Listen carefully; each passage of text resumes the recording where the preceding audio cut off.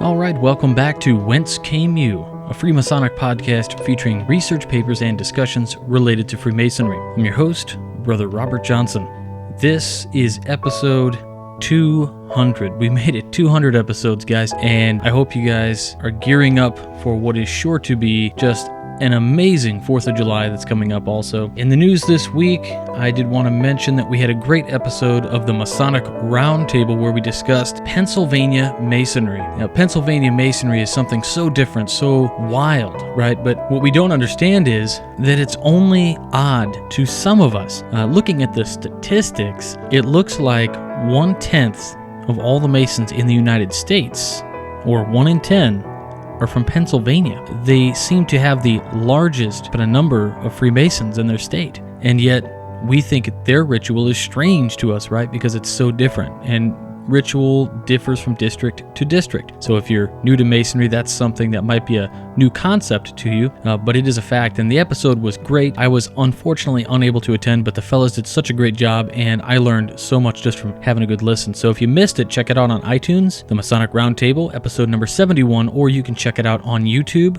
It's there forever, guys. All right, a little bit of news about the Masonic Radio Theater. We're starting to get more parts in. We've got a few more that are coming in. That will be the Western that I wrote, and I think we'll start putting that together here in the next few weeks. So look for that. Next year is going to be the big celebration. Well, not next year, we'll say 2017. The year 2017 is going to be a huge celebration in the United Kingdom at the United Grand Lodge of England to celebrate the anniversary. So I would let you all know that I'm pretty sure, myself included with the rest of the fellows from the Masonic Roundtable, we are going to try our darndest to make it out to that event. We're going to book our stuff way in advance, and we're going to get out there and we're going to have a great time. And I haven't talked to the fellows about this yet, but I'm sure I'm going to hear about it when they listen to this episode. But I think we would love to see you guys out there too. So if you're thinking about it, it's 2 years away, really. 2017, I'm sure we can find details that'll be coming out soon. And when we start gathering information, some intel on it, we'll push it out to you guys so that maybe we can have a really awesome presence there. This week, we've got a lot of really cool stuff to cover. It's a special episode. We've got Frater O joining us. We've got some really neat things going on. I'll have some announcement, a few articles. I've got messages from all over the place. Some great people that I've met through the craft have sent us some celebratory messages, and those will be interlaced throughout the show. I hope you guys really enjoy our 200th episode. Hi everybody, this is Bill Hostler, Midnight Freemason and author of the 50-Year Member Series. I'd like to congratulate Robert on his 200th episode of Whence Came You, and I'd like to also thank him for the service that he does for Masonry on a daily basis. Keep up the good work, and I hope there's at least another 200 episodes more. All right, that was Worshipful Brother Bill Hostler. Bill, I have to thank you. You're a constant inspiration to this show and to what we do, both on the Midnight Freemasons with the 50-Year Member Series and your tremendous work keeping up with the Masonic Radio Theater's website. A lot of people don't know, but Bill Hostler is the guy who really is the backbone of Masonic Radio Theater. And I know it's not a regular publication, but if you guys, I'm sure you know how much work really goes into that and organizing it. Yeah, I stitched together all the audio files and stuff like that, but really this was kind of a brainchild between Bill and I, and Bill really just took the bull by the horns. In fact, Bill is responsible for the Midnight Freemasons Instagram account, which is tons of amazing art and pictures that he's put up, and he has inspired us all with some really cool stuff that he's done there. And he actually came through in the clutch for us a while back before the Midnight Freemasons was a .org. We were www.midnightfreemason.blogspot.com. One day Bill just says to me, "Hey, I bought the .org. Here's the account info." And we set it up, and Bill's been fronting that bill for 2 years now. And, I can't thank him enough for all the work he does. So Bill, thank you, brother. I really do appreciate the kind words. So moving on, if you guys did miss it, we had some people here in the state of Illinois who were talking about the Intender books, which is our program for Masons as they come through the ranks of the lodge, right? So we have a On the Threshold book that we give to them initially. Then after they get their first degree, they get the Entered Apprentice book, then a Fellowcraft book, then they get a Master Mason book. And these books have a long-form catechism in them, the work, as well as some history. And they also have a short form for some folks who just cannot do the long-form memory work, people with TBI. If you don't know what that is, it's a traumatic brain injury. We are dealing with a lot of that with our honored veterans who are coming back in service, and they're coming to lodges looking for brotherhood. So we have to make these exceptions to get these great men in the lodge. But in any case, there was in the past, back in 1971 is the packet that I have, and it's an antique at this point, but there used to be a fourth book, and it was called The Craft Fellow, a guide to further study. And it is something that has since been dropped from the program. And as an education officer for the district, it's kind of a sore subject for me that it was dropped. I would much love to see this thing come back, and I think in the near future, I will have an opportunity to help with that. However, if you want a copy of The Craft Fellow, a guide to further education, shoot me an email. I can share with you the link on Google+. I scanned the whole thing. It's a PDF doc, and you guys can check it out. It's totally free, and I really do appreciate anybody who has a fervency and zeal for Masonic education. So check that out if you get a shot. So I don't know how you guys get your fix on Masonic education or like Masonic happenings. A lot of guys just search the blogs, and of course, Brother Chris Hodap has an amazing blog, Freemason for Dummies, and he's got his news that constantly comes out there. What I like to do is I search a lot of the independent Masonic magazines that publish on things like Issue and some other things like that. And Freemasonry Today, number 30, 2015 summer issue was a really interesting issue. When you flip to the front page, there is a somewhat like of a bank house, and it says the Masonic Mutual Limited is a new insurance proposition run by Freemasons for Freemasonry. By working together, we intend to offer exceptional value, exceptional cover, and exceptional service for all your insurable risks. And it's the Masonic Mutual Limited, exceptional value, exceptional cover, exceptional service. And it seems to be an insurance company built around and for lodges. So I thought that was pretty interesting. Let me know what you guys think. At the end of the issue, there is another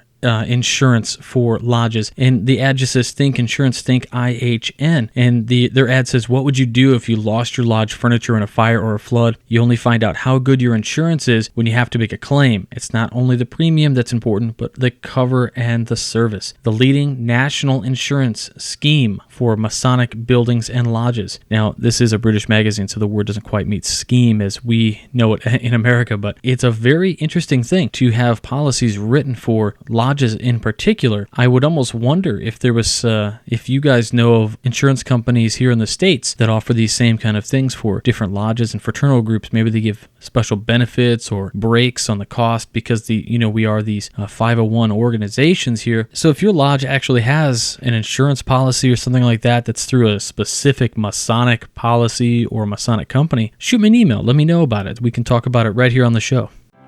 Happy 200th episode.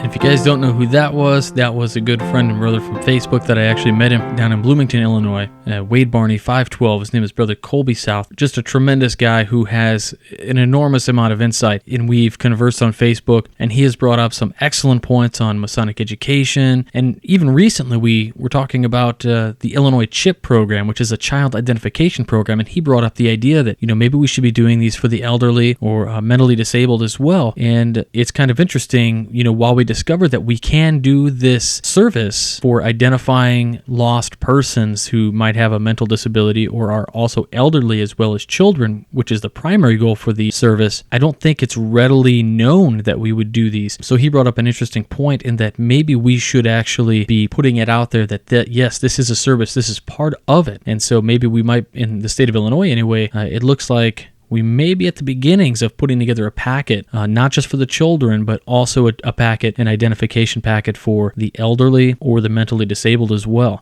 So really good idea, Brother Colby South. I so appreciate your support of this program and all you do for Masonry as well. So thank you so much for the message. I really do appreciate it.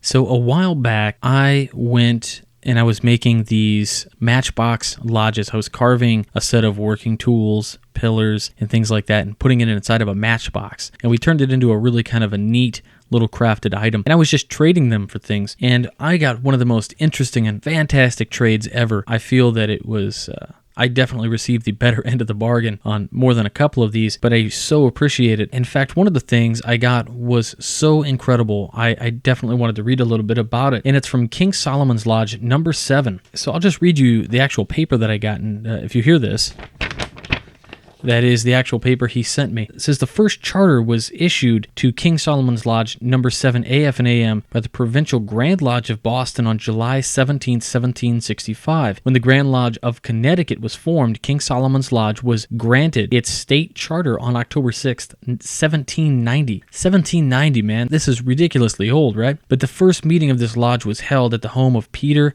Gilchrist in Woodbury on December 27, 1775. Subsequent meetings were held in the homes of various lodge members as well as Kelly Tavern, which is now the Curtis House in Woodbury. 3 months after the original charter, King Solomon's Lodge was signed, the First Continental Congress was held, and in 1775 the War of Independence began. Many lodge members served in the Patriot Army, and the name of no Tory disgraces the pages of our ancient lodge, according to Worshipful Brother William Cothran, the historian of ancient Woodbury. Now, what's really interesting is I didn't just get this lodge history sent to me. What was actually sent to me was this lodge did a lodge renovation, and some of the wood was saved. And they cut out coin-sized shaped pieces of wood and used a wood burning on them. And their front and back, I have a wooden coin from this lodge, 1765. A beacon of light, 1765 to 2015. For 250 years, it has the square and compass on one side, and the other side says King Solomon's Lodge, number 7, AF and AM, chartered July 17th, 1765. And it's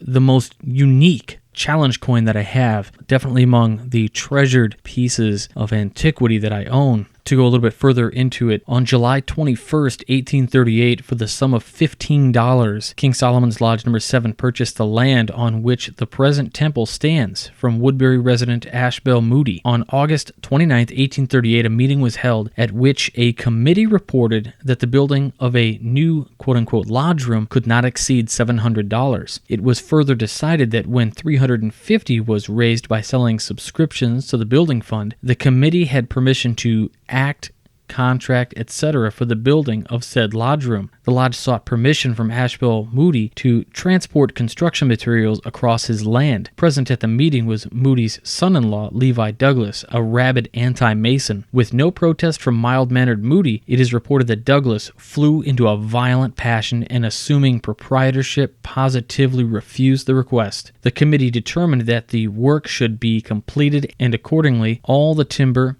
and all other building materials were hauled to the top over the face of the rock from the street level. The location of the temple leads the lodge to refer to Matthew 7:25, quote, "And the rains fell, and the floods came, and the winds blew and beat upon the house. But it did not fall, because it had been founded on the rock." The front section of the temple was erected in 1839. It is the oldest temple in continuous use in New England. In June 1839, a quote-unquote committee of steps was formed to build a set of steps with supporting iron rods embedded in the rock from the street to the front porch of the temple. The steps are no longer in use. At a cost of $782.41, the temple was enlarged in 1866. It was determined that the enlargement encroached on the land of Levi Douglas. The latter must have softened his views of Masonry, because for the sum of $15 he agreed to sell to the lodge the encroached upon 2-foot strip of land. The east section and the kitchen were built in 1954. The banquet hall was added in 1975. The jurisdiction of King Solomon's Lodge covered the entire Litchfield County and parts of Fairfield and New Haven counties. It is reported that, quote, lodge members had to ride or walk from Derby or Woodbury, a distance of over 20 miles, some from New Milford and other places many miles away, to attend the meetings of the lodge. In those days, there were no railroads, no trolley cars, and no automobiles. They had to ford drivers and travel over rough roads and through swamps to meet with their brethren, end quote. The early King Solomon Lodge had a close relationship with St. Paul's Episcopal Church in Woodbury. Many of the members attended worship services there, and burial services for several departed brothers were held in that church. It is reported that the first settlers of Woodbury were called to attend divine services in the church by a man who stood on the rock where the lodge building now stands, beating a drum. The altar in the lodge room was purchased from St. Paul's Church in 1855. The horns at the four corners of the altar were presented by Stephen Atwood of Watertown. They are from the first two merino rams imported by him into the United States from Spain. Justification for the horns was taken from a reference to an ancient altar built to the first tabernacle, as described in chapter 38, verse 2 of the book of Exodus, quote, "And he made horns thereof on the four corners of it." King James Version. The chairs in the east of the lodge room, including that of the worshipful master of the lodge, are on loan from the North Congregational Church of Woodbury. The carpet in the wall in the back of the senior warden's chair in the west is believed to have been purchased around 1870 and remained in use until 1942. There is correspondence in the lodge records from L.H. Crane of S.N. and H.W. Foster Carpet Warehouse in New Haven, in which it explains that, quote, "It will take between 2 and 3 weeks to get it wove." About 1890, Andrew Sugden, a Masonic brother and designer with the D. Curtis Sons and Pomperug Mills, recognized the carpet as one he had designed many years before while employed by Cheney Brothers of Manchester, Connecticut. He stated that only 3 carpets were to his knowledge woven from that design. A portion of one of the other carpets is on display in the Museum of the Grand Lodge of Connecticut in Wallingford. This history was compiled by Brother Al Sakovich, and the historical references were taken from A History of King Solomon's Lodge No. 7, A History of Harmony Lodge No. 42, and A History of Masonry in Connecticut by James Royal Case. And you know, this actually came with a letter with it. It just said, "Brother Robert, enclosed is a wooden token which comes from the material removed from our historic lodge building during a recent and ongoing renovations." And I just can't thank this brother enough. It's Brother Richard Miska. And what an incredible, neat little token. So, brother, I know it's probably been months since I've got this, and I've said thank you before, but again, thank you again. This was just really cool, and I wanted to make sure that I shared this story at an important episode, and this is one of those episodes, so thank you so much. Hi, this is Juan Sepulveda from the Winding Stairs Freemasonry Podcast, congratulating Brother Robert Johnson on 200 episodes of Whence Came You. Brother, congratulations. I'm so proud of everything you have done to help other brothers continue to perfect their ashlar. Thank you for your hard work, and may God continue to bless you and your family. Happy 200th episode. Brother Juan Sepulveda, a constant light in Masonry, guys. Brother Juan, I can't thank you enough for the message. It was so powerful and it's uplifting and very kind of what you've said.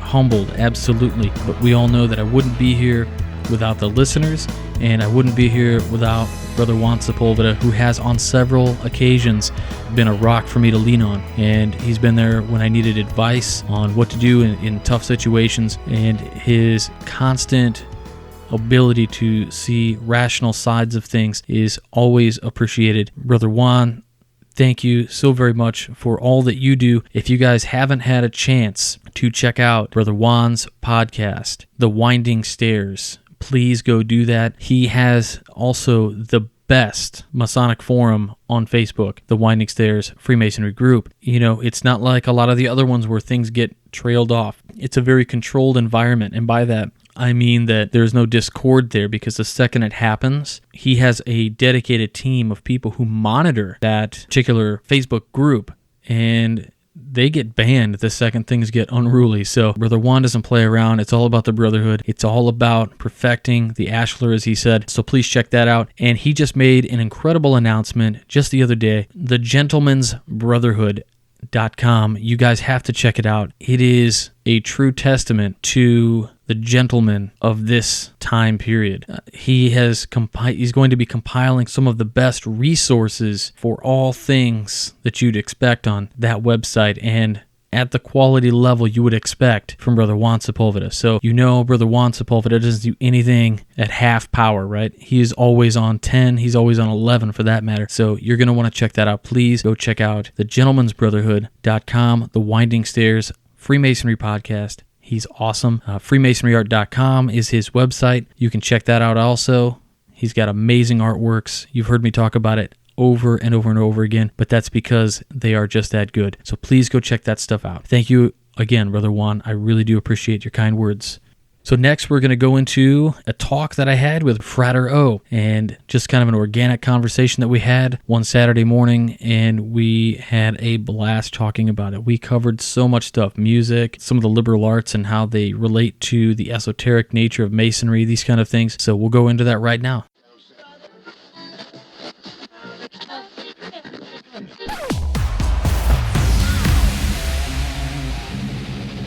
And now, here to blow your minds, with RJ and Frater O, total mind fuck. All right, everybody, we're back with Frater O. I could say by popular demand, but that really doesn't matter because he's part of the show anyway. But yes, you guys have made several comments about how awesome it is to have him on the show and a part of it. And I've gotten several emails over the past few weeks, and even a month ago when we first did the first episode with Frater O called The Talk. And those comments were, "This was my favorite episode ever." Then we got another message that was, "Best episode ever," when we did Know Thyself. And it really seems like we're hitting a chord with a lot of you with these conversation talks, and so it's definitely something we're going to continue to do. Frater O is a part of this show indefinitely, whether he likes it or not. So welcome back to the show. I'm going to stop saying welcome back to the show because you're just you're a part of the show. So this week, Frater O, give it up for Brother O. Oh, well, thanks for having me back again. And I'm really looking forward to being a part of the show. And it's amazing the feedback that both of us have had. And, you know, all the brothers out there listening, if there's any topics in particular you would really like us to touch on that you like or you don't like, or topics we haven't even spoke about yet, just let us know. And that's something easy that we can kind of bring up and give our Masonic opinions and our personal experiences to light. Yeah, definitely. So what you guys can do is you can email Frater O at fraterolux@gmail.com, or you can just email fratero at wcypodcast.com, and he'll get that too. We have a forward set up. Now, if you do that, it's going to go to me and him at the same time. So if you just want to chat with Frater O on his own, just between you and him, then you're going to want to email fraterolux@gmail.com by itself. But if you guys do fratero at wcypodcast.com, then it's going to go to me as well. I'll get copied on it. So just something to think about. I don't mind if you just want to converse with Frater O. He has a wealth of knowledge. That knowledge, of course, comes from years of reading tons of books that are over my head. So in any case, we were kind of talking earlier this week about getting on and what was our topic going to be. You know, we've dove into some super deep areas already, and we kind of discussed where did we want to go, and we said, well, let's just have a conversation again. Let's just do a conversation where we kind of jump all over the place, and we'll have some fun with it. And so one of the suggestions was actually to talk a little bit about music, one of the liberal arts and sciences. If we look at the liberal arts and sciences, now in my lodge, I give a lecture on. It's called, some people call it the Middle Chamber Lecture, some people call it the Senior Deacons Lecture. They are kind of one and the same. And in it, you know, we tell the brother about these 7 liberal arts and sciences. So they are grammar, rhetoric, logic, arithmetic, geometry, music, and astronomy. Now, that's not a secret. I can tell you guys that. But what I will tell you, I'll give you a kind of breakdown really quick, is that the first 3, grammar, rhetoric, and logic, are considered the trivium. They are the 3, right? So those are you have to understand those 3 things in order to communicate. So your communication between other people, your ability to argue is rhetoric, logic is your ability to break everything down to see fallacies within other people's arguments. And of course, then there is the quadrivium, which is the last 4. So those are your sciences: arithmetic, geometry, music, and astronomy. And what I always want to tell people, I want to break out of the lecture and stop at that point and tell them that the following, right, which would be, these are all number-based. So you have arithmetic, which is numbers, base numbers; music, which is numbers in time; and then you have geometry, which is numbers in space; and then you have astronomy, which is numbers in space and time. So it's kind of interesting if you break it down that way. And one of the things that Brother O talked about in a text message, we were going back and forth, he started talking about Mozart a little bit. So with that, tell us a little bit about what's so special about Mozart and Freemasonry. So before we kind of dive into Mozart, you're talking about, the several liberal arts and pertaining to Masonry, but it's interesting to note too, maybe we can touch on this later in our conversation, on the aspects of chakras and how they can, or glandular or endocrine systems, and how the correlations pertain to the two within the human body, which there's a lot of correlation. But music is really, really important because, frequencies and harmonics play an important part on the glandular system as well as the endocrine system. And if you look at different cultures, they maybe use like Tibetan singing bowls or rhythmic drumming to help induce certain states with chakras or glands, and or I'll just say glands because chakra is a very Hindu Eastern philosophical word, or just kind of a thought, and you're able to induce higher states of consciousness through getting to these frequencies. We've used Hemisync many times. We've mentioned Hemisync, and and uses frequencies or harmonics to kind of hack the subconscious, and that works as well. But getting into Mozart was really fascinated with the golden ratio. And if you look at his magic flute play, it's one big esoteric hidden symbolism with like a main character, and he's faced with, it's a very similar allegory that's represented in Masonry.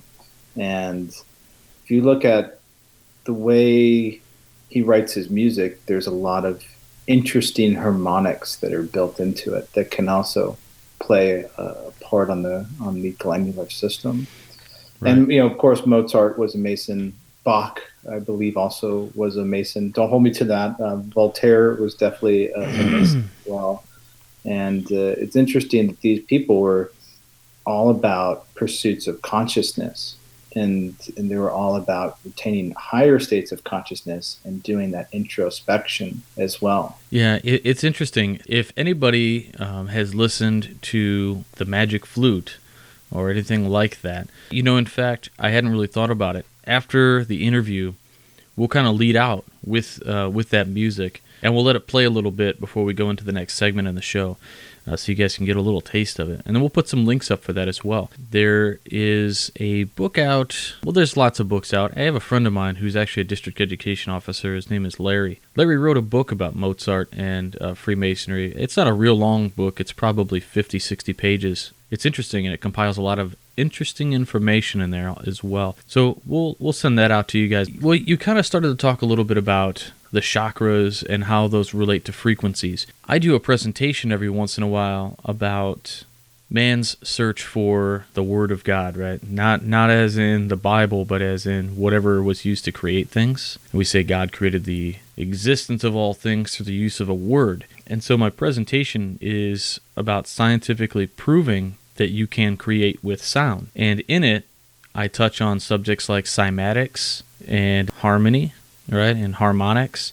And I dive into a kind of a dangerous subject for a lot of folks, right, which is it's cost mathematicians their lives on the basis that when they find what they're looking for, or rather they don't, driven to suicide. It's a maddening subject to try to understand all things. We have, on the larger scale, to understand, planets, and we understand solar systems and galaxies and all these things with Einstein's general theory of relativity. But that explains all the macro. But what about the micro? And so what we're using today is string theory. And strings, so if we want to say that the strings are basically what the smallest element that we can conceive of that holds all matter together. And the strings are literally like these little bouncy, wavy rubber bands. They're a frequency. They're being resonated. But by what? So that's kind of where we go into it. And in the presentation, you'll get to see the presentation if I ever come out to do it. But to just briefly touch on it is that perhaps all of reality itself is here because of an echo or an endless echo from some being that uttered some word that has still created things, and that's the creation is still going on forth and so forth and so on, and that every individual, every person, everything has strings in it, right? And so we're all vibrating at certain frequencies. Nikola Tesla was famous for trying to match frequencies and destroy things. He said that he could destroy the Earth by matching its frequency at the two poles and basically using his designs for an earthquake machine. Basically, he could crack the Earth into pieces. We know we can destroy things when you match a frequency with sound. All these things. You got, allegories of Jericho's wall, things like that, right? So at a base level, we must have a frequency that we're resonating at. And so you look at these base frequencies and you look at meditations where we hum to ourselves, which don't get me started on the B-flat mystery, but B-flat is emitted from black holes. And it's also, if you just decide to just start humming, it's pretty much where you're at it's where you are when you start humming. It's kind of interesting. How does, so we talked about chakras, right? So if you don't know what chakras are, I'll let Brother O explain chakras a bit, like chakras for dummies. What would you consider chakras? So chakra, the Sanskrit word for wheel, is pretty much a gland. So if you look at chakras as a very term, it comes from Eastern philosophical thought and movement, some dogmatic systems, and it's about pretty much a gland. And they believe every gland in the endocrine system, and if you're not sure what the endocrine system is, let's go through it. It's your reproductive system, it's your stomach, your GI tract, it's your heart. So, you have the glandular system, and it's pretty much consists of, right, the root chakra, which has been referred to as the ovaries or the testicles or the reproductive system in man. Now, and then you have the sacral chakra, which pertains to the adrenaline areas, and then you have the solar plexus chakra, which is my favorite, like the spleen, or sometimes the pancreas area. And then you also have the heart chakra, which is pretty important because if you look at the heart itself in general, it produces more frequency than any other organ inside the human body. And we can get in deeper into this aspect with the weighing of the heart and the Egyptian allegories that's represented in the Scottish Rite degree, southern jurisdiction. And then you have your throat chakra, which is the thyroid gland, which is important because that emits sound right now. You're hearing the words out of my voice and, RJ's voice and what we're talking about. And then, the brow chakra, which is the pituitary or pineal gland, which is referred to as usually the third eye. And then you have that's the pituitary gland or then you have the crown chakra, which is actually the pineal gland. So I confused a little. So the third eye is the pituitary gland, and then the pineal gland is the crown chakra, which is the seat of the soul, the gate of consciousness. And we can dive pretty deep into the pineal, maybe another episode, which research was funded by the Scottish Rite in 1996 with Dr. Rick Strassman, injecting 300 plus patients of dimethyltryptamine, the world's powerful psychedelic, and then all of them experiencing the same exact experience with outer body experiences. And so getting into the harmonic principles, each one's resonating at a certain frequency. So that's kind of the gist of the chakra system. That's more of an Eastern thought. But it's just organs, right? It comes down to these organs are attached to the spinal column. And as most Masons or esoteric Masons know, there's 32, just so happens to be 32 vertebrae in the spinal column, as well as the top aspect of the spinal column is called Atlas. Or excuse me, Cloud. It's called, is it called Cloud? Cloud Atlas? Yeah, Cloud Atlas. I found that really funny. Is that movie was Cloud Atlas, and it was that's the final step of enlightenment is what they call. Yeah, it's Atlas is the final vertebrae above the 32, which is pretty significant. In which that movie, the Wachowski's brothers did was pretty great on the symbolism on the Wachowski siblings.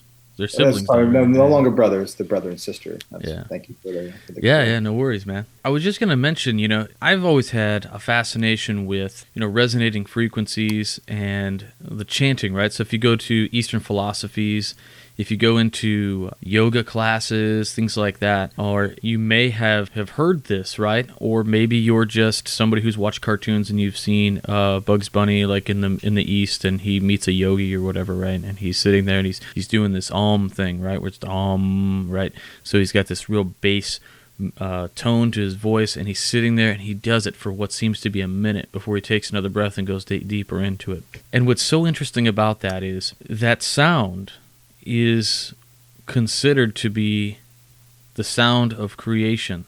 And also, they use that at the beginning and at the ending of prayer to invite deity to experience with them. So it's really interesting. Like, this isn't new knowledge. This isn't what we would call New Age movement stuff. We're talking about ancient, before recorded history, right?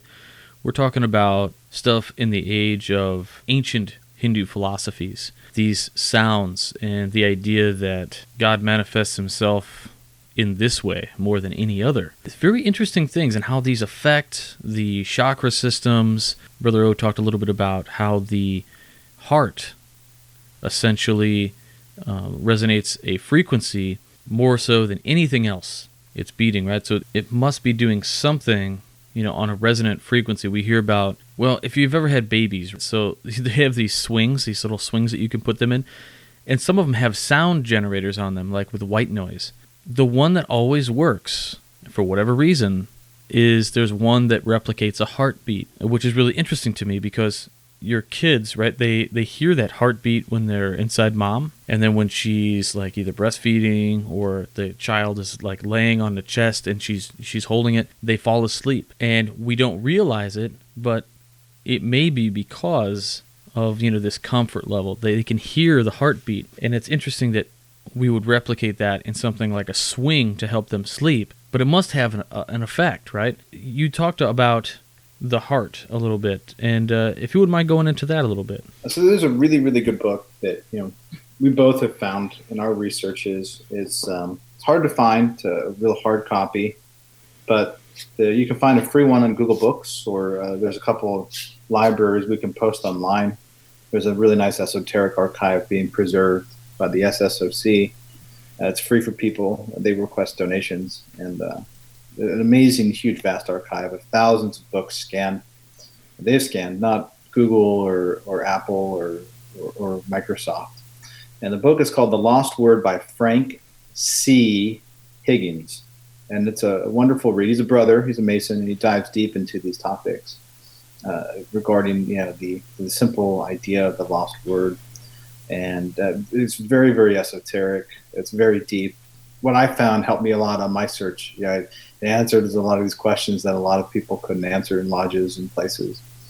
And but getting back to the heart and the significance of the heart is that, again, the heart produces the most frequency out of any single organ inside the human body. And the Egyptians believed the significance of the heart was that every single action that you did, good or bad, during your lifetime, was encoded onto this heart. And when you would die, and you would actually go to a place and be judged by a bunch of deities. I think it was 42, and it was called the trial of Mat, M-A'-A-T, and they would weigh your heart against the feather. Now, depending on everything you did, the more bad things you did, the more it weighed down the heart, and the more heavier your heart would weigh. The better things you did, the lighter your heart would be. So the main thing was to be cast against or weighed against a feather. And depending on how much it weighed, you were cast back into this place, which Hinduism, Eastern philosophical thought, gets into reincarnation. And everything you did bad was done back unto you until you stopped the cycle. And this would go on consistently. And the significance of the heart, they believe that everything stemmed from it. And if you get into a lot of Hemetics, they always talk about the importance of the heart, and everything stems from actions and thoughts should stem from the heart, not from the ego or from the brain. Super interesting. To kind of echo a little bit or kind of go into what you were talking about, the idea of weighing your heart against a feather was always a really interesting thing to me, in that I was always really into Egyptian kind of religious theosophy according to the ancient Egyptians, and that story is really powerful. In fact, the whole idea of that trial in itself is almost descriptive of an initiatory rite by alone, right? And anybody, it's a public, you can go out and get it anytime you want. If you're a Mason or not, you can take the Master Craftsman program through the Scottish Rite Southern Jurisdiction. You don't even have to be a Mason to do that. However, actually, you may have to be a Mason to do it, but you don't have to be a Mason to buy it, right? And so one of the things you can buy is the Scottish Rite Southern Jurisdiction's Ritual and Monitor, which is about 4 inches thick, but it's not like Morals and Dogma, right? It's very updated, and the language is great, but in it, the 31st, I think it's the 31st degree, is that trial. It's very, very powerful ceremony, and I think, as I said, the initiatory rite of weighing the heart against the feather. Otherwise, you'd get cast down where, I can't remember at this point, but it was something about somebody eating your soul or your heart or something along those lines, and just a very fascinating story altogether. It's interesting, too, and I just want to touch on this, and we've had many discussions of my disappointment on the Northern Masonic jurisdiction, and I'm going to make my opinion pretty open here on how upsetting when you get into the esoterics and you do the reading, and then you're like, oh, this vibes with everything I'm all about, and then you go Northern Masonic jurisdiction, and then you see that degree, and you're like, that is absolutely nothing what I read about. This teaching makes absolutely no sense right now, and then you go to the Southern jurisdiction, and you're like, well, okay, this makes a lot of sense. So it is interesting, right? Frater O and I have talked many times. We're both members of the Northern Masonic jurisdiction, but we have visited the Southern jurisdiction, and I'm not sure on his plans, but I know I have my dual membership form all filled out, and I've been procrastinating and sending it in. However, there is that breakdown on the Scottish Rite, and it's an interesting thing to talk and discuss, because in the Northern jurisdiction, let's back up a little bit, right? So if you're not a Scottish Rite Mason, you might not know that there's 2 jurisdictions that give 2 entire different sets of degree work. So I wrote an article a while back called the 64 degrees of Scottish Rite. And I should say the 66 degrees, because I have heard from the Sovereign Grand Inspector Generals of the area, who are like your district deputies. They're SGIG, is what you might hear them called. The SGIGs that I've talked to have said, yeah, I've seen both rituals for the 33rd degree, and they always kind of leave it at that, but they have a look on their face that tells me the world, right? Which is, they didn't particularly care for it. What's interesting is, if you go down to the Southern jurisdiction and you witness degrees, and they go, oh, you're from the Northern Masonic jurisdiction, and you say, yeah, and they go, how about them submarine degrees? And they'll say that to you, and like, they're joking, but it's also, at the same time, it's kind of ribbing you. And I say, yeah, okay, you don't know what to say. Disappointing. Well, so that's the thing is, in the Northern jurisdiction, I have witnessed both the reunions where the Valley is more of a country club, where it's just plays, there's no explanation, there's no anything. I mean, there's no education about the degrees. They can't buy a ritual monitor. They can't participate in any programs outside of, the Northern jurisdiction pushes the Southern jurisdiction's Master Craftsman program, which to me is kind of odd, right? Because you're going to go through all these degrees, and then you're going to study a system of degrees that you didn't get. So when I found out about the Master Craftsman program and the Southern jurisdiction existed, I didn't do my research right. I just joined the Scottish Rite when I did. I had no idea that there was a Southern jurisdiction. However, now I know. And when I didn't know, I did buy the Master Craftsman program, and there I was reading and doing quizzes on degrees that I had received, and I was like, what? This doesn't make sense. That's not what happened. This is bizarre. And then that's when I did some research and realized that there were these differences. And so what are these differences? The Northern jurisdiction and the Southern jurisdiction vary in a few different ways. So administratively, the Southern jurisdiction they have a ritual and monitor that anybody can buy, and it's a very good tool for study. They also have things like A Bridge to Light, which is a condensed version of that, which is a fantastic book as well. The Northern jurisdiction, every printed piece of material is given to you, has to be returned. It cannot be copied. It is plastered on every page. Do not copy, do not replicate, must be returned when done. So there is nothing that you can keep. And what's interesting about that in itself is that I'm not really sure what's secret there. We're looking at stories and allegories that have been modernized to represent the same qualities. If you take the base lesson of the Scottish Rite degrees, whatever that is, let's say it's how to win at checkers. If the main goal of a degree is how to win at checkers, well, the southern jurisdiction maintains that original, like, neat play, that esoteric, that mystical play. The northern jurisdiction would come up with a new way to exemplify that value. So maybe the play takes place at a baseball field. Maybe it takes place at a grocery store. I'm not kidding. I mean, it's not as simple as that. Some of their degrees involve the Civil War. They're in the Civil War.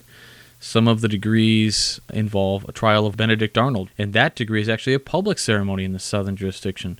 The fourth degree in the northern jurisdiction, in many cases, is done by video, and it's just an introduction to the Scottish Rite, so it could be itself a public video. So there's some serious differences between the two. I think they both have their benefits and their pros and their cons. Northern jurisdiction guys who love the Scottish Rite have gone down to the southern jurisdiction, and I hear them say how long, drawn out, and boring it is, right? Because of these long lectures and explanations. But guys that I've heard from the southern jurisdiction come up here and think, wow, that's neat, but they don't like it. It's more of a traditional thing to go with the traditional and more esoteric area of Scottish Rite.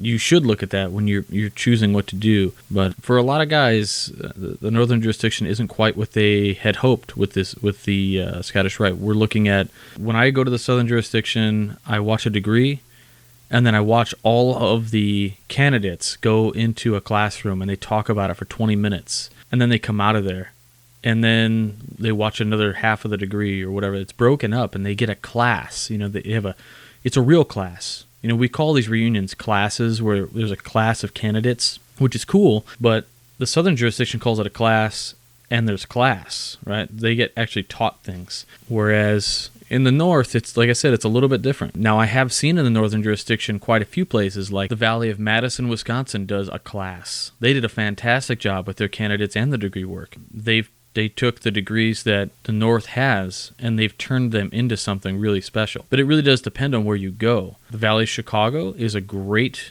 valley. To me, it's more of a networking and fun place to go. I don't necessarily feel there is a class atmosphere for, hey, after the degree, all the candidates to come here, let's talk about the degree, let's understand it, let's have a little bit of philosophical discussion. I mean, there's just none of that. And that's because we get these passports, and in the passport, each degree page tells you what you're supposed to take away from the degree. Another thing that was interesting to me was I did a survey on SurveyMonkey, and I really haven't talked about it on the podcast, but I asked people, on good faith, I'm a Scottish Rite Mason, we're cool here, all the results are anonymous. I said, what valley do you belong to? What organization? Are you Southern, Northern?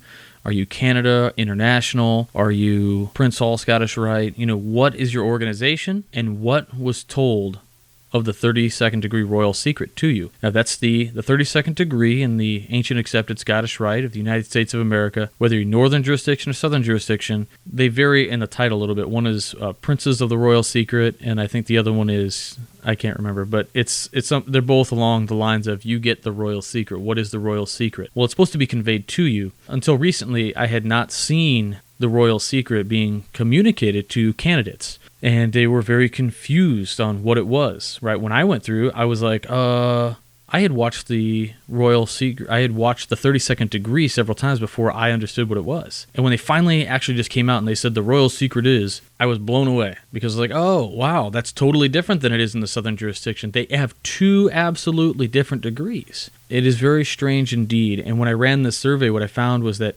everybody from the southern jurisdiction said the same thing. That's really cool, right? We have across the board a standard of what that is. Everybody from the northern jurisdiction answered, and it was either I don't know, they never told me, or it was some paragraph answer that was all over the place. Or wasn't there one line that's from the play that has really no significance? Yes. Yeah. So the northern Masonic jurisdiction, one simple line that's repeated a lot. Yeah, and so it was really interesting, and like I said, this is not me. I'm not bashing the northern jurisdiction. I love the Scottish Rite. I love the northern and southern jurisdictions. However, for the esoteric Mason, if you're searching for deep philosophical answers, personally speaking on my behalf, and I'm sure RJ will agree, you're going to find your answers in the southern jurisdiction. Yeah, for the esoteric Mason, I don't find a lot of value in the northern jurisdiction, outside of the ability that once you're a member, now you can go to the southern jurisdiction. And the thing is that you can't, it's not just in the different states, right? I mean, I can't live in Illinois and join the southern jurisdiction in Illinois. There isn't one. So, depending on your state, I always say if you're an esoterically motivated individual and you live in the northern jurisdiction and they say, well, what do I do first, York or Scottish Rite?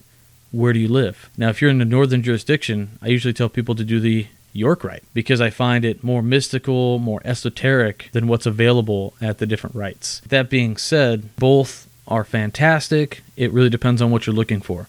And if you're esoterically inclined, the southern jurisdiction, I think, is where it's at. They just haven't changed those things. They didn't decide to update anything, especially today's Mason. Today's Mason is looking for esoterics. I think the northern jurisdiction echoes what Masons of the 60s and 70s were really looking for. And, to some extent, what Masons today are looking for. The Mason who joined for networking and things like that might find a lot more fun in big bustling cities, Scottish Rite, northern jurisdiction areas. I've seen both ways. There has been amazing northern jurisdiction. They're not guys for networking. They are just awesome, esoterically inclined bros who live up here. And they do their damnedest to put on a degree and make it mean something to you. And they definitely have. Like the guys at Madison, the guys at Freeport, Illinois. The Valley of Freeport puts on, hands down, Freeport, Illinois guys. If you ever are at the Valley of Freeport, Illinois, and they're going to do the Civil War degree, just go. It's amazing. We're not knocking all of Northern Masonic jurisdiction on the people that are there and the aspects of put on amazing plays and all the hard work that goes in. They execute greatly. It's just the simple teachings were changed, and that's where our harps are, our gripes are. I think this is a good discussion to have. We've talked about this. I couldn't tell you how many times over the phone or even in person in DC or even Chicago or wherever we are. And it's definitely something that needs to be changed or something that needs to be addressed in the Masonic jurisdiction or the Northern Masonic jurisdiction. But I don't want to go too far off of sound. We can. Where do you want to go? Well, I said that this was going to be an organic conversation, so we're jumping around, and I'm sure our listeners are totally cool with that. They're probably like, "Oh, guys, you got to get back to this or that." And if there's something that we touched on and you want to know more about, just email us, and we'll definitely hit it on the next episode. We can have another discussion and get deeper into it. So cymatics is an amazing topic. Let's just dive right there into it. And there's a Swiss scientist from the 1960s named Hans Jenner. And there's a really cool documentary, if you ever get the chance to check out on YouTube, called Cymatics Bringing Life to Matter with Sound. And you can find it on YouTube. And it's really, really cool. It's the study of the effects on sound on the subatomical level. And you could find people that take like grains of rice and they put it on like a sheet of paper and they put it above a speaker and they play different frequencies or notes on octave scales, and they see that all the rice will make like a mandala or like a sacred geometry shape, and as they change each note, the sound moves, or the rice shapes move consistently, and it shows that sound is actually inducing a certain state. Sound can definitely influence a lot of people. Just like symbolism, no one can tell you how to feel. When you listen to a sound, you have to experience it. And cymatics is kind of touched on briefly in the first degree, and unfortunately, due to oaths, I really can't go into detail, but it's touched briefly regarding the importance, where it comes from and how to receive instruction, so to speak. In your research, RJ, have you found anything significant? Have you given any amazing lectures? What have you found? Actually, cymatics to me is such a fascinating field. As I do that lecture I was talking about earlier about the word, where I touch probably a good third of it, a quarter of that lecture is about cymatics.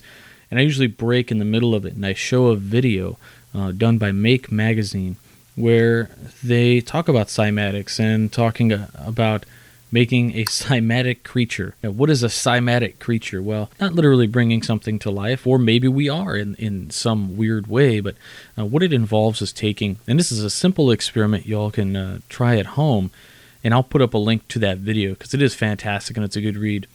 Make Magazine has a series of kind of DIY videos. And in this particular video, what's really interesting is they just take a bass speaker.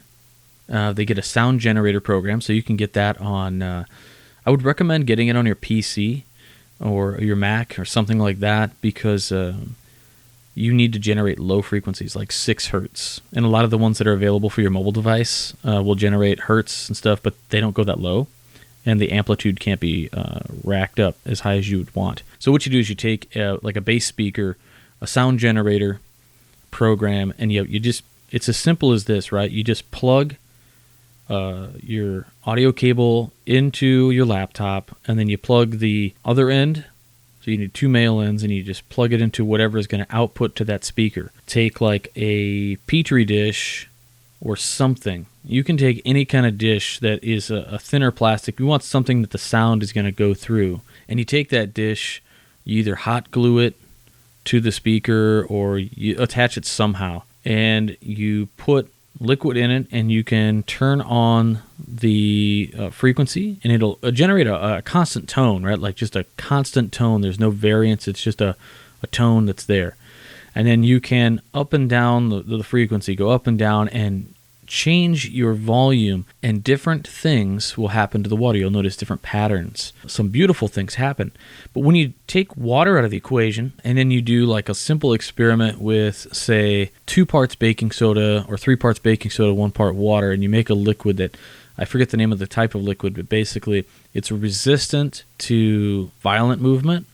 So like it'll stiffen up if you jam your finger into it, but it's really like oozy if you're just really gentle with it. So you pour that into this dish, and you can turn up this volume, and you watch this liquid, depending on the amplitude and the frequency, come out of the dish, spire into the air, and wave around, and it writhes around in the dish like it's alive. And it's such a trip to watch. Cymatics is this super interesting subject, and as I say in the lecture, not a whole lot of accreditation behind it. I mean, it's something, I call it a relatively new science in that it's not new, but people are really discovering neat things they can do with it today. There are Masons I've heard who bring like MagnaFlow fluid. If you don't know what that is, go to unitednuclear.com and check out MagnaFluid, any other number of amazing things they have there. But what's great is you can get like MagnaFluid, which is a fluid that has magnetic properties, and you can do very similar things with this, and where it like spires into the air and just does wild, amazing things when exposed to sound waves. I've seen brothers take pieces of paper and dump iron flakes all over it and then generate different sounds, and you watch the iron flakes fly into certain patterns for different things. Geometric shapes, mind you. It's so magic. You know, and it corresponds too, because you'll say arbitrarily, I'll just throw some stuff out there. It's going to be wrong, right? But let's say they generate 6 hertz and it goes to a hexagon shape. I mean, it's not like, oh, that looks like a hexagon. No. It's a hexagon shape. Or they'll go, oh, let's go up to 12 hertz. Boom. It's a nonagon. It's really weird the way everything arranges to a shape based on a single plane, like a piece of paper, right? Like a flat surface. They'll arrange in different shapes according to different tones, and different patterns will emerge. And it's so bizarre, and it's really cool. What do you think happens to the human body and the cells when you hear certain hertz and frequencies? You have to understand that in our blood, right? Our blood is red because of what? Iron. Iron is magnetic. So based on that alone, you have to understand that sound does have an effect on you. I did an experiment, and my sister-in-law was my guinea pig. And I have to apologize because she was feeling fine when she came over my house. And I said, hey, I want to try something out. If this works, she'll get dizzy or something like that. And she's like, all right, whatever. So I sat her up here in this very chair that I'm sitting in, and I sat her in front of my computer, and I turned my speakers so that they were kind of nice and surroundy. I went on YouTube, and I played a certain hertz, and I'm not going to tell everybody what that hertz level is because I don't want you to get in trouble, and I don't want you to get dizzy and fall down and blame me. But we turned it up, not full volume, but just at a resonant frequency that was loud enough for her to hear, but not overwhelmingly. And after about I said, all right, just listen to this for like 2 or 3 minutes, and which she did. And when she was totally done, now I didn't tell her in the beginning that she was going to get dizzy. I just knew that that's what happened to me after 3 or 4 minutes of it. So I tried it to her, and literally it was a delayed reaction, just like it was with me. 10 minutes later, all of a sudden she goes, ooh, I just got really dizzy. I got to sit down. And I was like, all right, it worked. And she's like, are you serious? Is that what that was? Yeah, that's what that was. I did the same thing to my wife, and I did the same thing to a few other people who came over to my house. And it was just an experiment. What made us dizzy over a frequency? There is the thought that, if you don't have your headphones on right, certain video games or things like that can cause dizziness. It's a bizarre thing. I'm not really sure what it could do to your body, but there is that, going back to chanting and those kind of things, putting your body in alignment. And we talked about Hemisync last time we were on, and Hemisync, boy, that is something totally wild, bizarre, and they have really found themselves in a neat place for the market share on that, because it hasn't really been touched by anybody, and these guys are producing these things that, you feel considerably different after you do a guided meditation, but you feel considerably different to the max after you do something like Hemisync. Maybe you'd want to share your experience with that a little bit. There's a great program Hemisync produces called the Gateway Experience, where it's like a bunch of different levels of frequencies along with kind of like a guide of Robert Monroe, the founder of the school and the whole idea. And before I kind of get into the Gateway Experience, I really want to kind of give a backstory on Hemisync, and because we touched on it before. And Hemisync was created by a gentleman named Robert Monroe. He wasn't a Mason. He was vested and involved with the United States military with the Operation Stargate. And for those conspiracy theorists out there, yeah, it is the psychic spy program that we did since the 60s, and it was declassified in the 90s, of using outer body experiences and using astral traveling and higher states of consciousness to gather intelligence information. And they found that through the Stanford Research Institute, SRI, and some research backed up by PAIR, the institute that's funded by Yale, regarding research that helped induce certain frequencies to get to higher states of consciousness. And so Robert Monroe was kind of invested into these programs and helped training soldiers to get to these states, or training civilians to help gather intelligence. And he devised certain programs and methods. And then when the program was declassified, he came forward with a few books. Journeys Out of Body is one, Far Journeys, and I forget the third. But then he also created a school in Virginia, of all places, called the Monroe Institute. And it's a school anyone can go down to. They can teach you more about like higher states of consciousness and diving deeper internally, in more of a dogmatic form, free of religion. And it doesn't sound kind of very cultish, but they do their best to kind of keep it separated and be more of a philosophical school, not based on religion or cult behaviors, but using a lot of science to back it up. And there's a lot of history behind it, and there's many testimonies and a lot of things online. But the Gateway Experience was created by Robert Monroe himself and a handful of Operation Stargate people, and using certain techniques they found to help gather intelligence or get to higher states. Because when you start diving internally and you start experiencing these things, right, this is what you're experiencing yourself. No one can tell you how to feel. No one can tell you what that is. So words kind of get tricky to start explaining thsee doors that you start opening internally inside yourself. So, sometimes people need to have their hand held, or kind of be like, you'll get to a similar space. The space might have X, Y, Z, or you might feel X. So it's nice to have that when you're going through it, because for a lot of people, when they start getting to these internal aspects, it could be kind of scary, and any self-reflection, any fear, doubt, or disbelief will kind of stop you from opening doors and allow the ego, so to speak, to take hold. So that's kind of the backstory. And the Hemisync program helped me. I still use it. Unfortunately, over the past 6 months, I have not had the opportunity to do any of it due to work circumstances. But it's definitely a shortcut in a good way, not as in a psychedelic. It's more of a shortcut so instead of doing like rhythmic drumming or holotropic breathing, which gets into holotropic breathing, or or chanting Om or using crystal balls or whatever someone uses, this is another method to induce these states. I've been very fortunate. I've had some really pretty crazy experiences, down the road we can probably get into, but still on the lighter side of topics. I prefer not to dive that deep, but it's you learn a lot more about yourself, and you learn a lot more about the universe, or the microcosm and macrocosm, because ultimately it comes down to reading books or great tools to read what works for other people, right? That's through their lens. That's through their dogmatic ideas and religions and principles and schools. These are all great things. These are tools, right? But the ultimate teachings really come from inside yourself. Right? So there's like a really good book that's from the Meditations of Masonry, and I forget who wrote that book, but it's along the lines, and I'm going to paraphrase. It's like, the safest way to divine truth is believe nothing that you read, nothing that you hear, nothing that anyone tells you. Only believe what comes from inside of you. And that's some really deep shit. That's some really deep principles is to get to.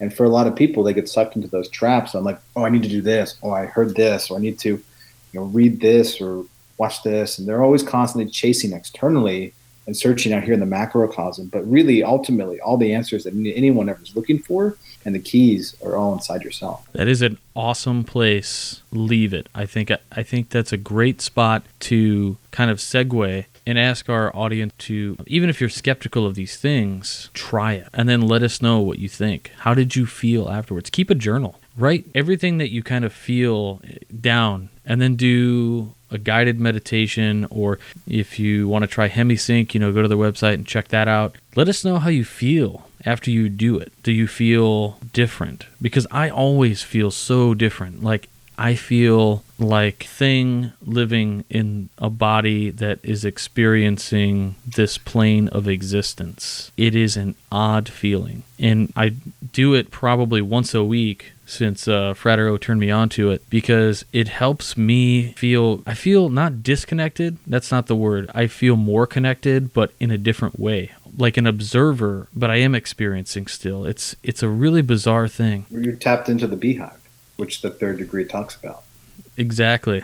You're not a drone. You're being an active participant, so to speak. Yeah. With that, I think we're going to wrap up. Frater O, thanks for coming on the show this week, making some... Thanks for having me, and I look forward to our future discussion.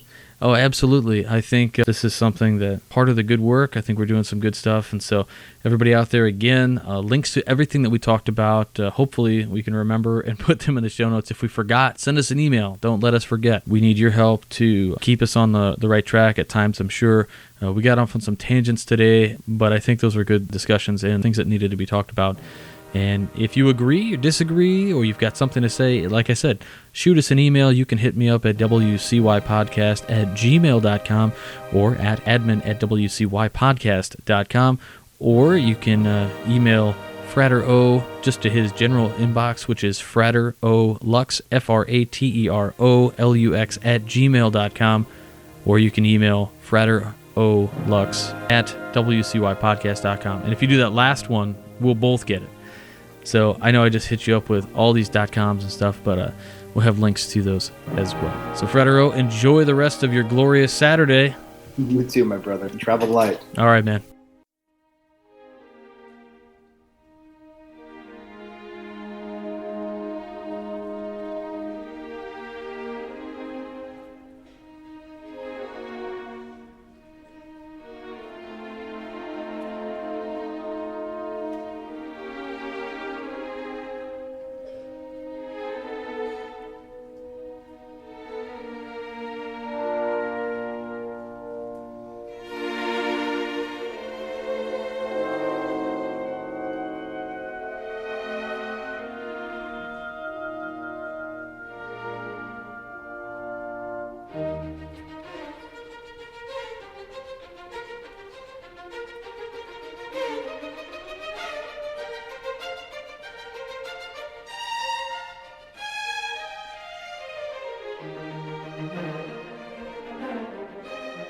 All right, always an amazing conversation with Frater O, or Brother O as we call him. I think I'm going to make his official profile picture is going to be the Racer X from Speed Racer with the Masonic square and compasses on his forehead. Our brother was kind enough and funny enough to post that on our Facebook page, and I just thought it was brilliant. So thanks to that brother for that. And if you have any questions for Frater O, feel free to go ahead and email him at fraterolux, that's FraterOLux@gmail.com. And if you feel like it, go ahead and copy me on the email, wcypodcast@gmail.com. Feel free to keep that conversation going between us. Frater O has the ability to answer emails all day, just like anybody else does these days, and I know he really does enjoy a good conversation. And there is no deep end with Frater O and myself. We are pretty much open to anything.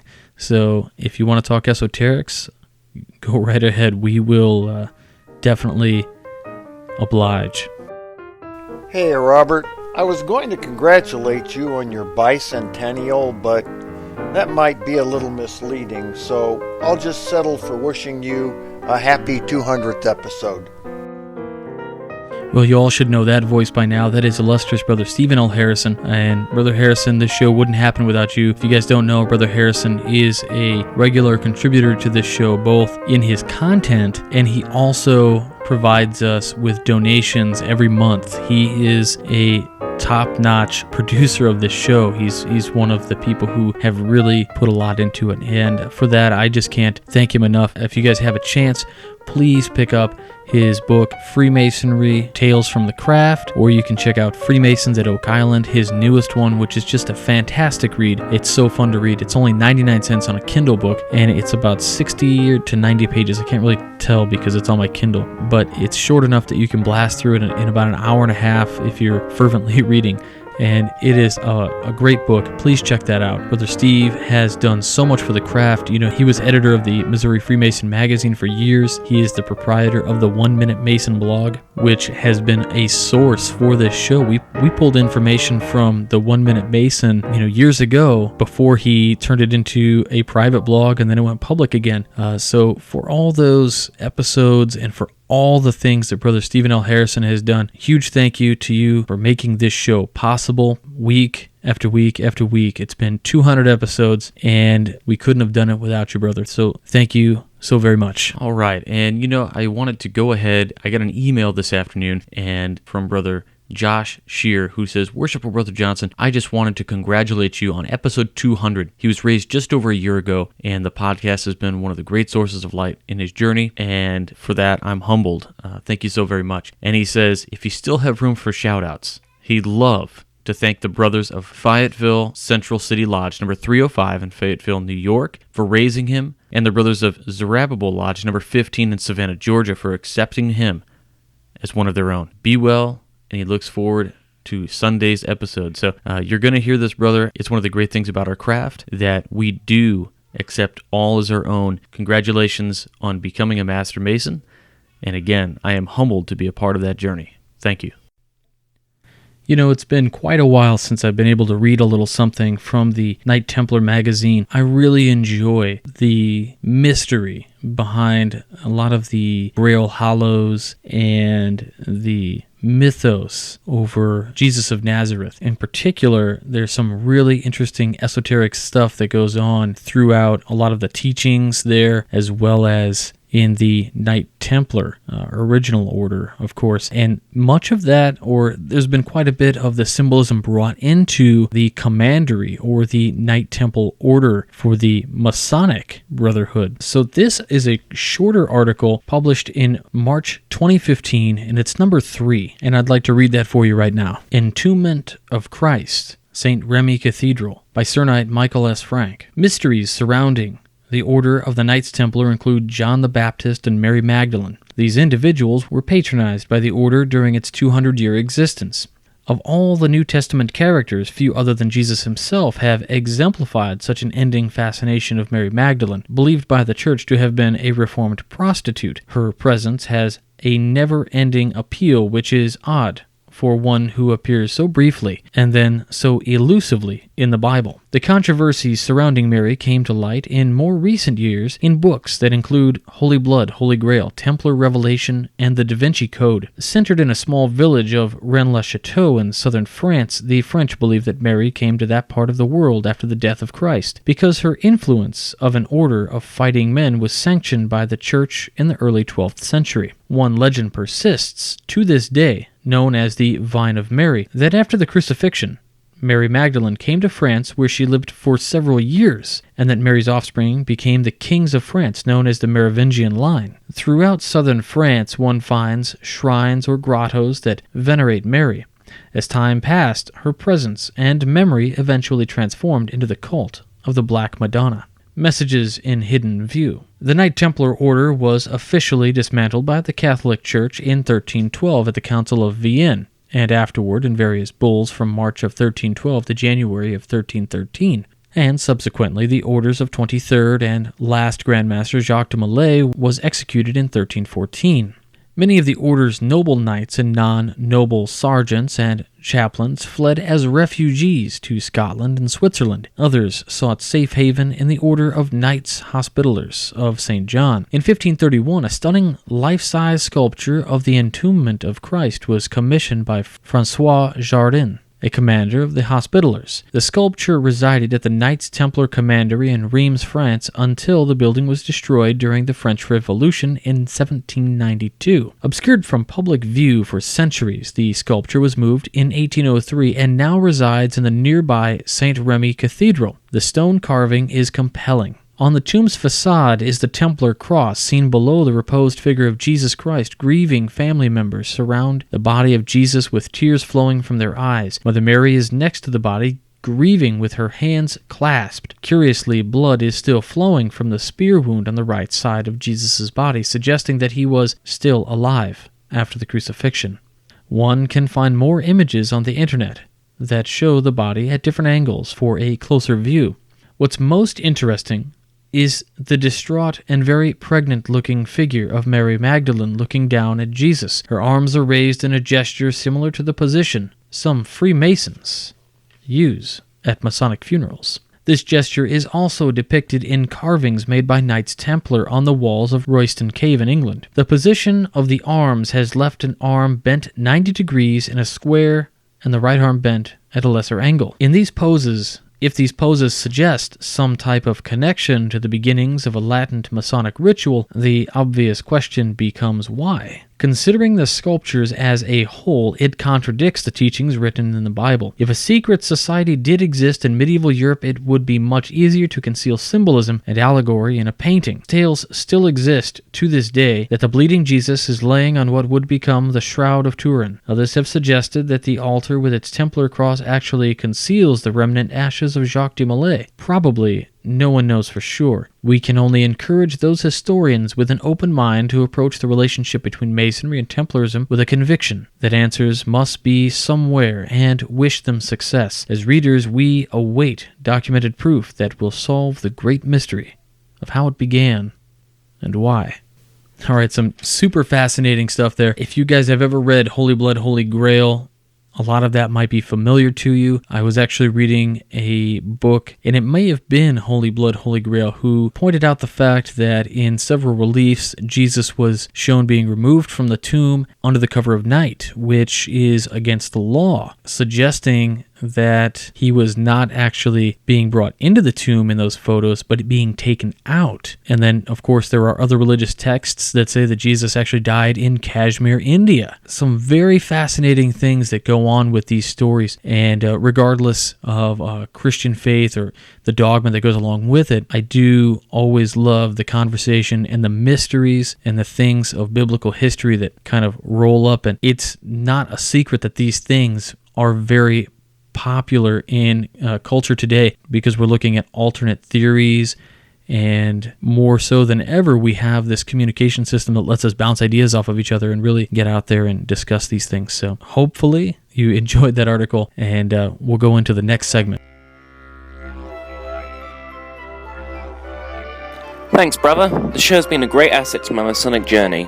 Happy 200th episode.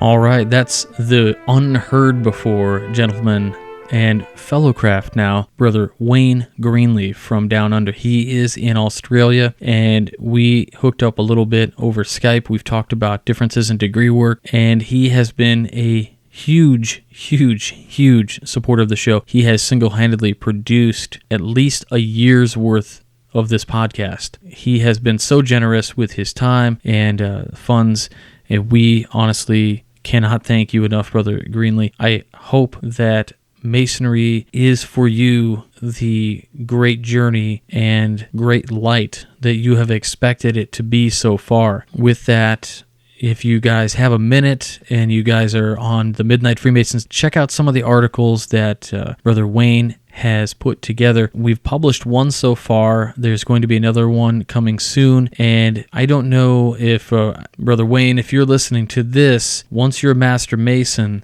all we need is 2 more articles from you, brother, and I think you're going to be our correspondent, our Midnight Freemason from Australia. I think that's what's going to happen. So you're probably listening to this thinking, oh my gosh, that's crazy, it's awesome, but you have definitely earned that right. Your writing speaks for itself. You have a fresh perspective, and I know the readers on the Midnight Freemasons, I know they appreciate it, and I know that men down there, men in Australia, are appreciative for what you are doing down there for Masonry. Even as a fellow craft, you're doing such a great job, and you are a true inspiration for Masonry. And the fact that Wayne and I can hook up and we can talk on the internet and we instant message at odd times because the time difference is huge, the fact that we can do this really does prove that we are an order of men and a fraternity that value something higher, that we can just start talking. There's no breaking the ice. It's a very odd thing to have go on in your life, but we have that in this fraternity. And if you have a brother from across the seas that you regularly correspond with, then you know what I'm talking about. And it's just an incredible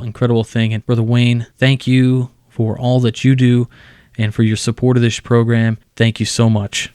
All right, now I have a very special treat. I asked a special brother who has followed the show for a long time and has promoted it, has tweeted us multiple times, and that brother is Brother Sean Benjamin from Lakewood Lodge, number 601 F and AM, Cunningham Chapter 187, Royal Arch Masons. He's also a member of Lakewood Council, number 125, R&SM, Holy Grail Commandery, number 70, and he's from the Valley of Cleveland, Ancient Accepted Scottish Rite of the Northern Masonic jurisdiction. Brother Sean Benjamin is a performing artist and a wonderful one at that. He was nice enough to do a couple live recordings for us here on the show, and so I am going to go right into an audio track that he sent us. And if you like what you hear, Brother Sean Benjamin will be playing at the Trip in Santa Monica on Monday, July 6th, the Elbow Room in Chicago on Saturday, July 11th, Sylvana in New York City on August 16th, and more shows in Cleveland, Canton, Jamestown, New York, and elsewhere. You can get his full schedule of tour dates on SeanBenjamin.com.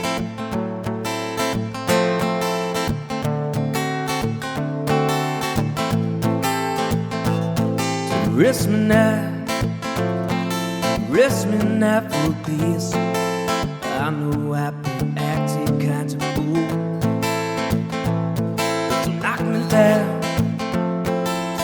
me down for peace. If you wanna save me when I'm old, but I need some rehabilitation. I need some tonic for my soul. I need a way to get under control. I'm confessing now, confessing what I did.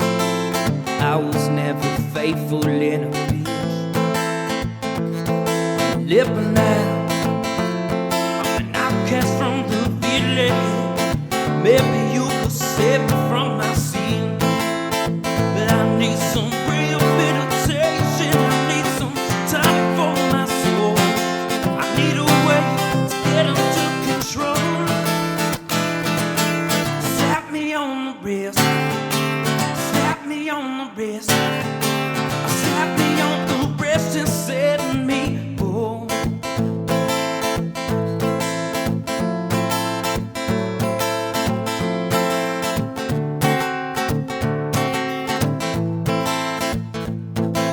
Test me now, don't you test me in this state.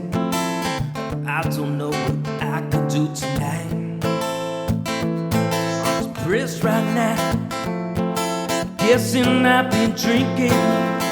Give me one free pass and not to right. But I need some real meditation. I need some tonic for my soul. I need a way to get under control. Slap me on the wrist. Slap me on the wrist. Slap me on the wrist and set me oh.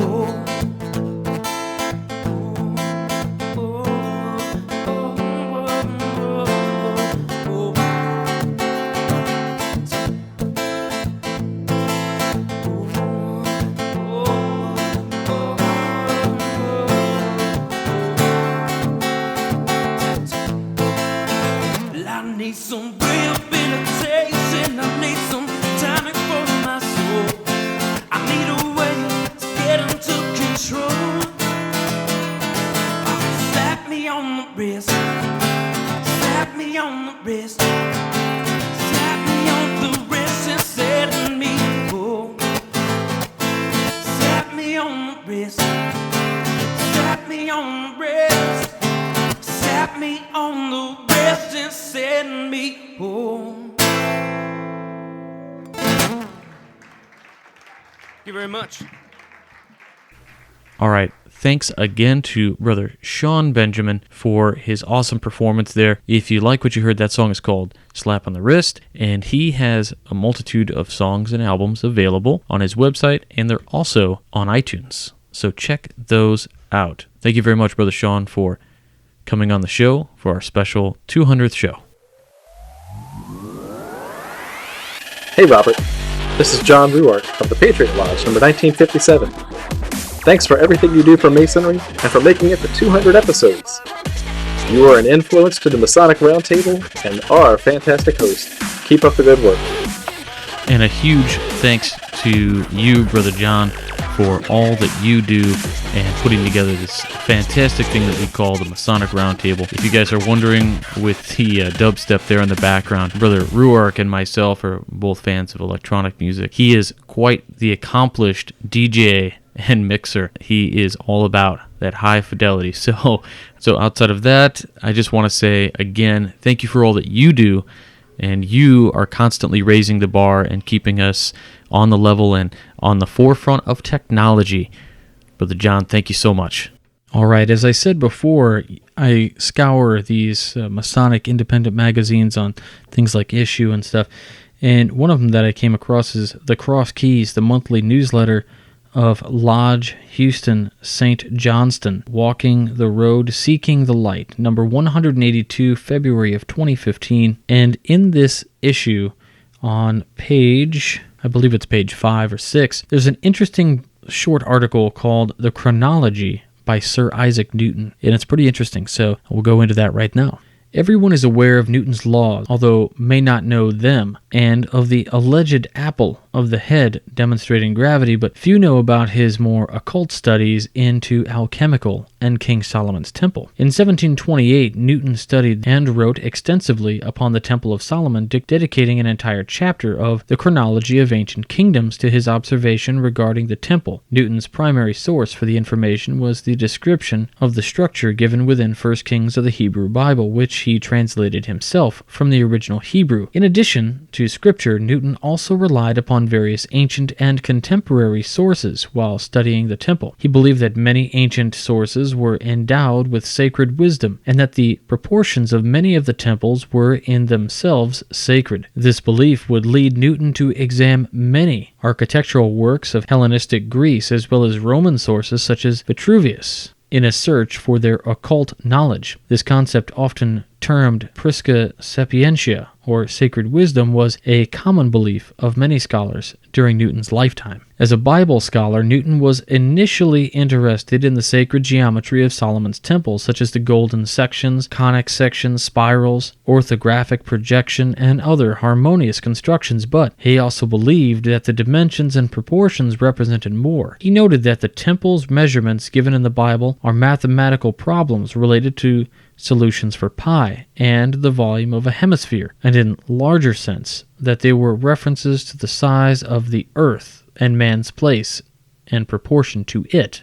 Newton believed that the temple was designed by King Solomon with privileged eyes and divine guidance. To Newton, the geometry of the temple represented more than a mathematical blueprint. It also provided a time frame chronology of Hebrew history. It was for this reason that he included a chapter devoted to the temple within the chronology of ancient kingdoms, a section which initially may seem unrelated to the historical nature of the book as a whole. Newton felt just as the writings of ancient philosophers, scholars, and biblical figures contained within them unknown sacred wisdom, the same was true of their architecture. He believed that these men had hidden knowledge in a complex code of symbolic and mathematical language that, when deciphered, would reveal an unknown knowledge of how nature works. Was he right? Probably not. But interesting article. I enjoy the way it ended with somewhat of a comical sense there. And if you listen to our first episode, I believe, with Frater O, the talk, he and I dive into that a little bit, and we talked about it even more in the episode called Know Thyself. So go check those out. I think you will appreciate that small blurb from the magazine a little bit better. This is Jason Richards from the Masonic Roundtable, wishing Robert Johnson and the Whence Came You podcast a very special happy 200th episode. I like how Brother Jason Richards says that this is Brother Jason Richards, like we don't know who he is, right? Brother Jason Richards is, of course, the author of the 2-Foot Ruler, Masonry in Plain Language, a co-host on the Masonic Roundtable, as he said. He needs no real introduction.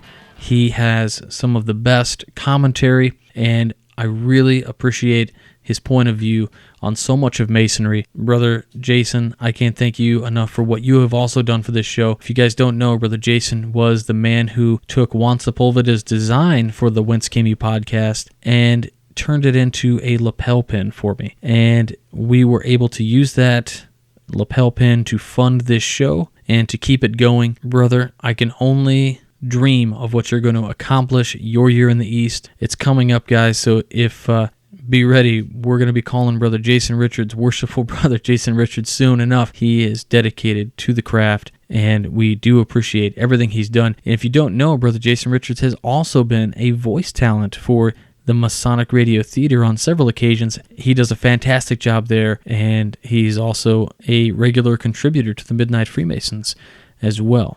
So I think we're going to have some really awesome stuff coming from him in the future on the Midnight Freemasons. And he is also, spoiler alert, going to be a voice on the upcoming Masonic Radio Theater episode, which is called The Lodge of Gold. Brother Jason Richards plays none other than Wyatt Earp. So I don't want to give too much away. Like I said, it's a fantastic ride that'll end up being 3 or 4 parts. And we'll do them in succession, so hopefully these will come out. And once they're all done, we'll also blend together a master file, and we'll host that somewhere. I've gotten a couple emails from some people as well asking about a comment that I made on the podcast that I have been remastering some lectures by Manly P. Hall. This is true. So just as a movie gets taken in and remastered through video, if you like Manly P. Hall lectures and you've listened to them before, you know the high hiss, and sometimes you can get a headache from listening to those in the car. I'm remastering them. I'm digitally remastering the Manly P. Hall lectures. By the time I'm done with them, there will probably be 20 to 30 of them. Of course, the first person to get these is going to be Brother Gerald Brown, because he did so much for me this year, and he's been a constant support, and we've had some talks about Manly P. Hall, so it is near and dear to my heart, and I want to make sure that I get those to him first and foremost. And once he has had a chance to get them and review them, if Gerald Brown says they're good to go, he's the key, guys. So if you want to hear them, you gotta make sure Gerald Brown thinks they're good, because if they're up to his specs, then I think they'll be good to go. And what we will do is I will find a way to host them independently, and you guys will be able to download them at will for free. And I think you guys will really enjoy esoteric talks that he does in a new remastered yet unfiltered way. I'm not going to sit there and add music to it or anything like that. It's just his lectures. We've cleaned all the background noise out. It's the least I could do for everybody out there who enjoys Manly P. Hall and for Brother Gerald Brown for helping me out by getting a bunch of those to me. So thanks again, guys. So the last piece I have for you this week in this 200th episode is called King Solomon's Temple, Then and Now by Chuck Clampett. And this is, of course, from the latest issue of Knight Templar Magazine, July 2015, number 7. And it goes something like this.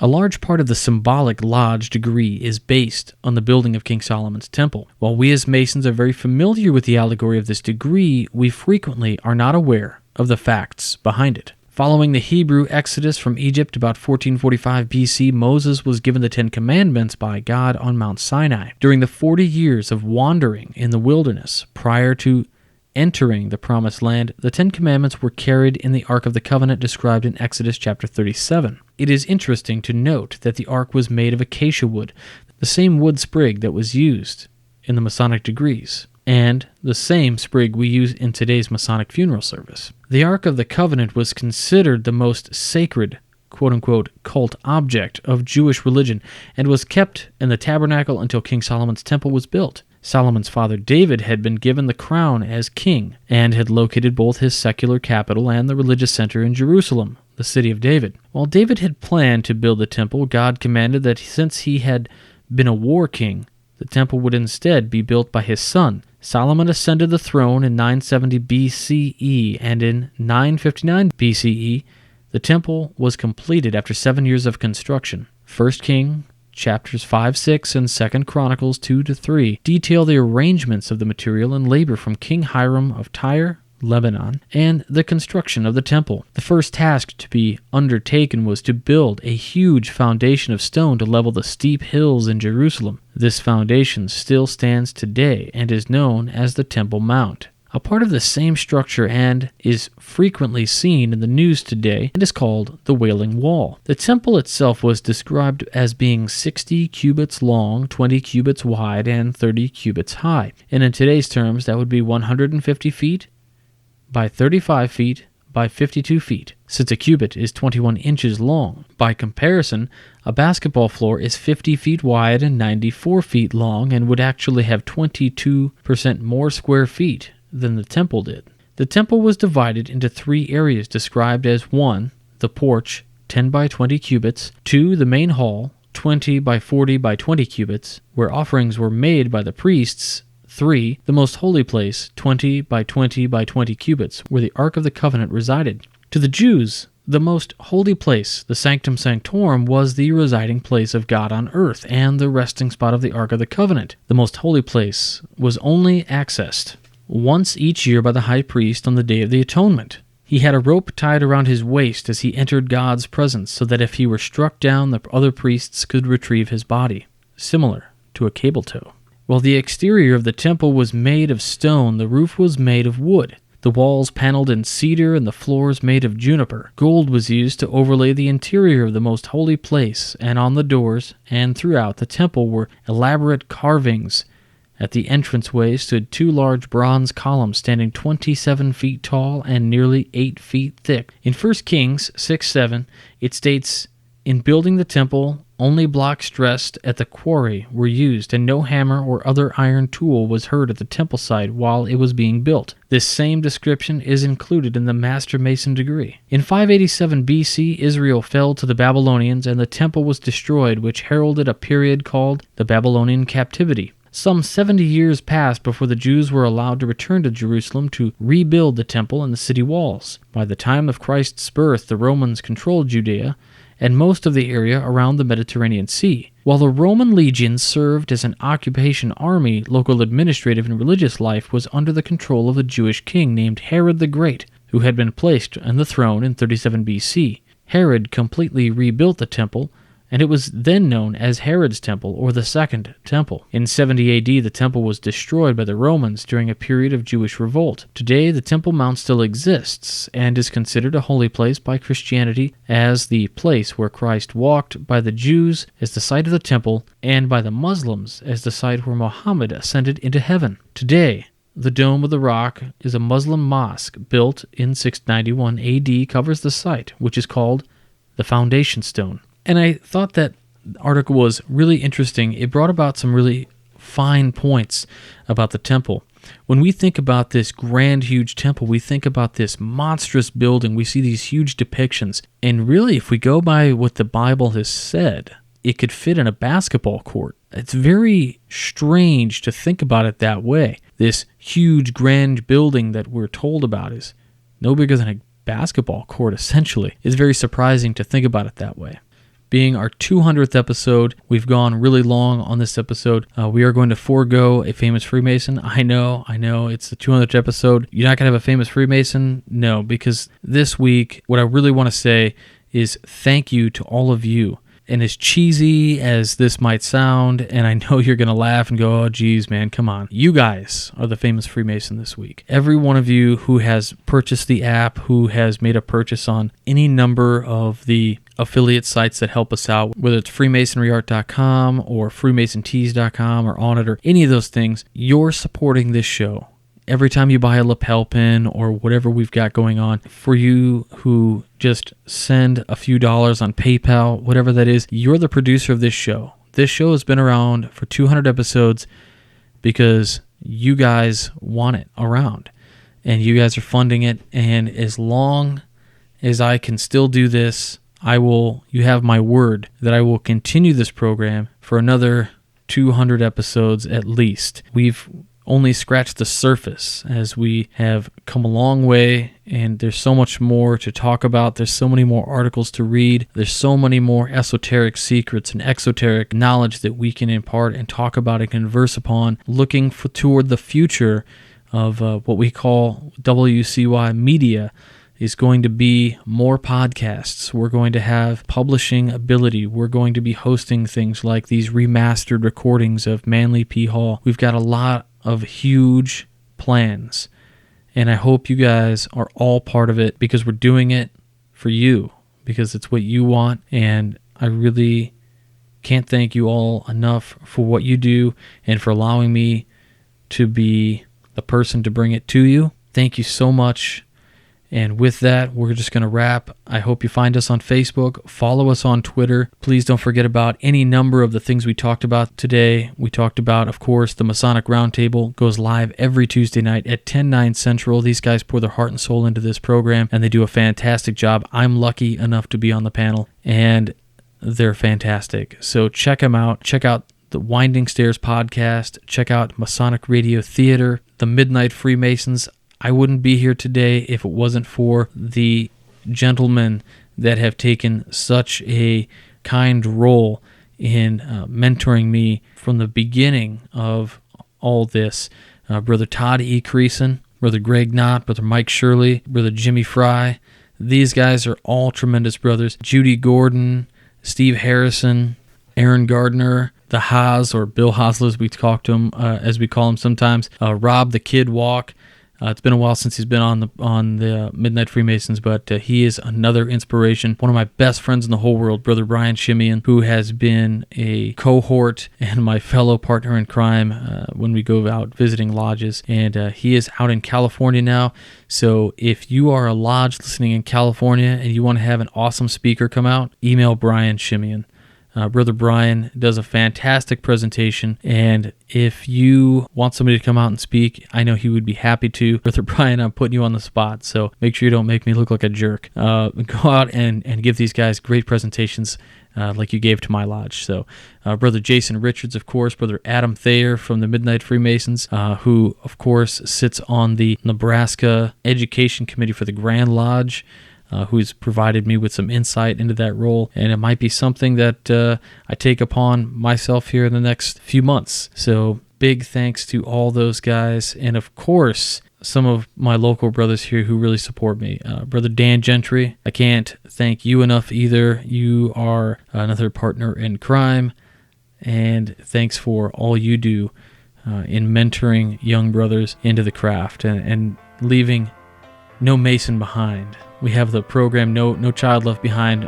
Dan Gentry has no Mason left behind. He really takes brothers under his wing. If you're in the northern area in Illinois and you know Dan Gentry, you know a good guy. So with that, everybody, I know this was an episode of thanks. Thanks to all of you. So please continue to listen to the show. Spread the word with your friends. Support the show if you can. Thank you so much. For Whence Came You, I'm Robert Johnson.